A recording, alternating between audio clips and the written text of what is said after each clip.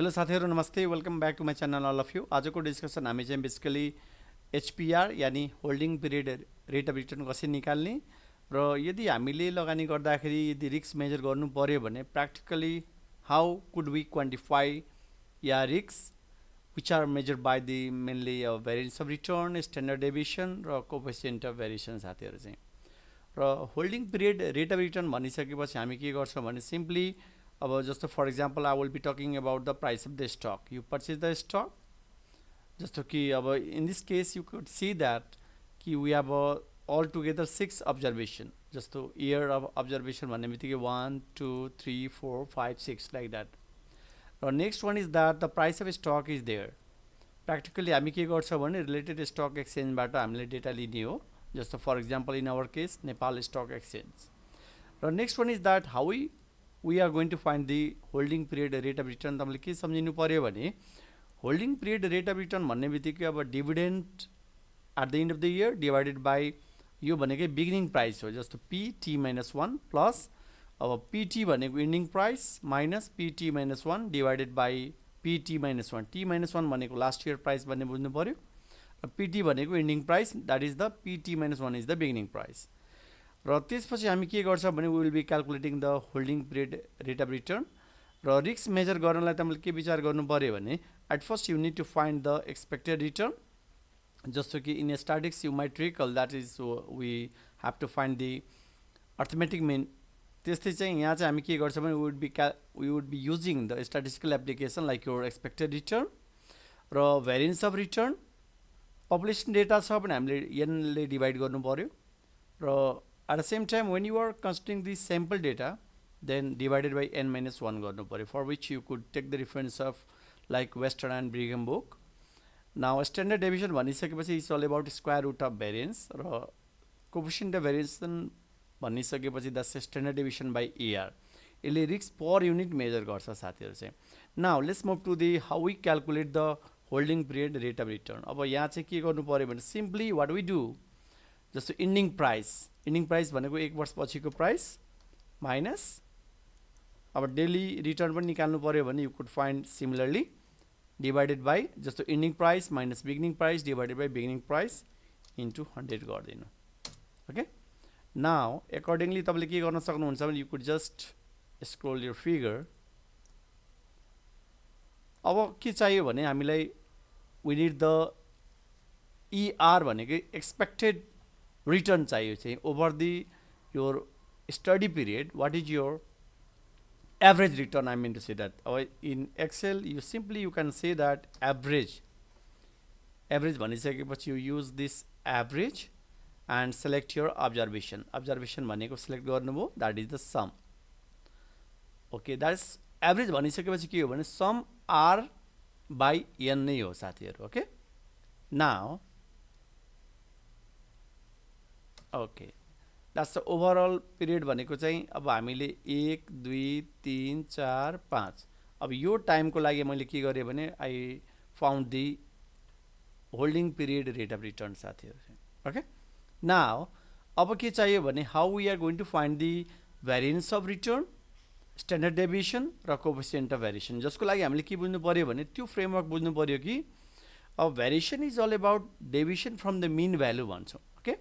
का square population data छ भने डिवाइड बाइ n गर्ने नभए n - 1 गर्छौं ओके अब यहाँ चाहिँ के गर्नु पर्यो भने तपाईले चाहिँ अब त्यो भेरिएन्स निकाल्दाखेरि अब r भने कति छ हाम्रो r इज दिस 10 अब just use the equals to sign 10 okay this is use the bracket 10 minus this is the average and whole to the power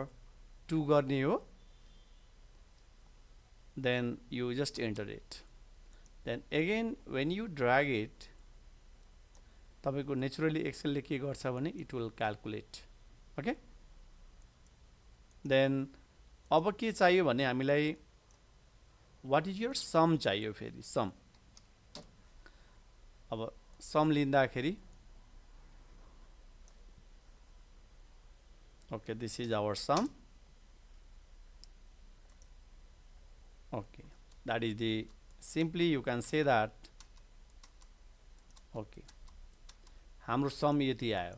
457.22654556 अब यति डिजिट किन चाहियो हामीलाई we could reduce our digit up to let's see the 3 digit अब के चाहियो भने यसलाई पनि हामीले सबैलाई 3 डिजिटमा लगिदिउँ then there will be uniformity in your calculation part अब के गर्नु पर्यो भने जस्तो variance भनिसकेपछि when you are taking into account of population data then divided by you whole divided by हामी के गर्छौं त divided by n गर्छौं but basically in research हामी के गर्छौं भने sample data जस्तो युज गरेर आउँछौं okay so this figure this is the sum of deviation square divided by number of observation भनेको कति भयो त हाम्रो 5 similarly what about the standard deviation standard deviation भनेको के हो त SQRT function डाइरेक्ट युज गरे पनि हुन्छ यसको SQRT भनेको स्क्वायर रुट भन्छौं हामी then this is our standard deviation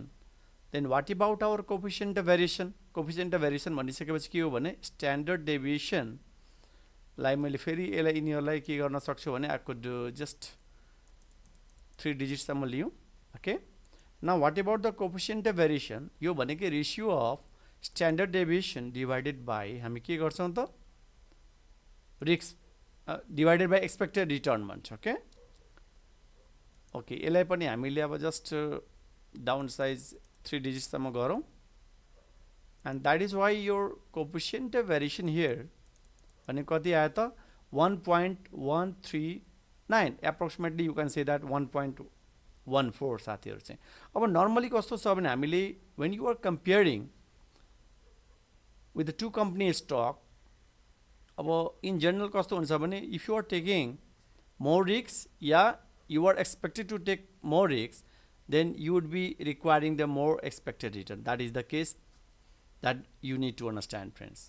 okay in coming days I will be discussing about the अब हामीले एउटा कम्पनीको स्टक भन्दा अरु कम्पनीको स्टकमा पनि लगानी गर्दाखेरि how we calculate expected portfolio return र अर्को चाहिँ portfolio risk को पनि कुरा गर्ने छौं साथीहरु चाहिँ then I will be illustrating example also okay friends these are the things that I would like to share today if you like this content please like subscribe and also share this channel thank you all of you for watching this video please take care